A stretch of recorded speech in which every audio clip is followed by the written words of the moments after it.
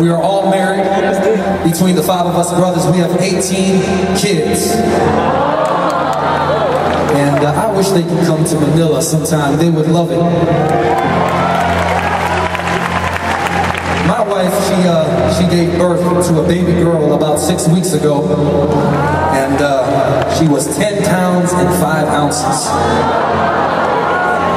And so I haven't been sleeping a whole lot.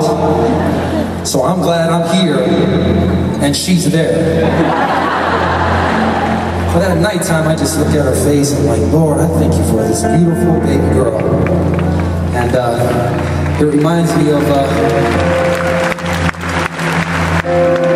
little girls and just women in general all over the world. God has a special plan for your life. We want you to know that your life matters.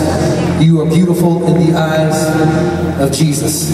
And so if it's okay, we want to sing a song that you may have heard on the radio, but we want to dedicate it to all our sisters and our beautiful ladies here tonight.